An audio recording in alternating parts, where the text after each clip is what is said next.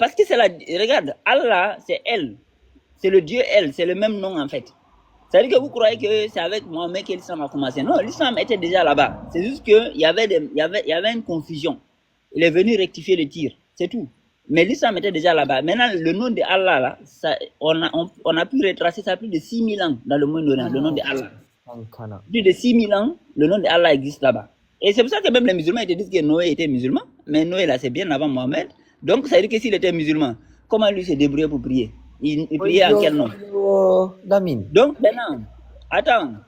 En langue arabe, Allah, le nom là, c'est Allah. Mais quand tu vas dans le Moyen-Orient, en Égypte antique, c'est ça qu'on appelait Amon. Amon, c'est équivalent de Allah. Et en Libye, au Liban, c'était El, le dieu El. Quand tu vas en Iran, c'était le dieu An. Tout ça, c'est la même divinité. C'est le même dieu qui était connu partout. Mais c'est juste que les tons, tu vois, la façon de parler, tu vois, nous on dit Allah, l'autre dit Allah, El, tu vois, non? Donc, en fait, le même dieu, les tons changeant avec la variation des peuples, tu vois, son nom varie. Mais en fait, c'est le même dieu.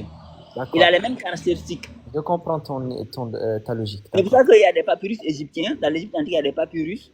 C'est comme des sourates du Coran. C'est-à-dire que la sourate Ikhlas, là, la sourate Ikhlas, tu connais la sourate Ikhlas, non? Il y a des papyrus en Égypte, là.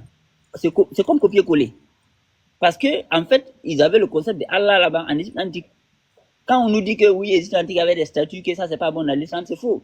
L'introduction des statues, ça, c'est venu après. Tu vois, non? Ça, c'est venu après, en fait. Parce que le vrai idole dans l'islam, c'est pas la statue qu'on fait physique là. C'est le fait d'adorer un être humain.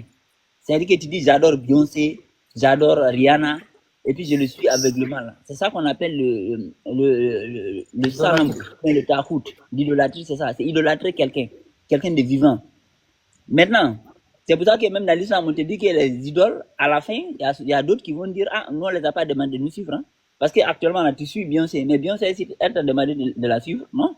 Si demain, Dieu lui attrape le coup, elle va dire, moi, je connais pas les gars, là, je les ai jamais demandé ça. C'est eux qui sont assis en Afrique là-bas, ils ont dit, je me suis.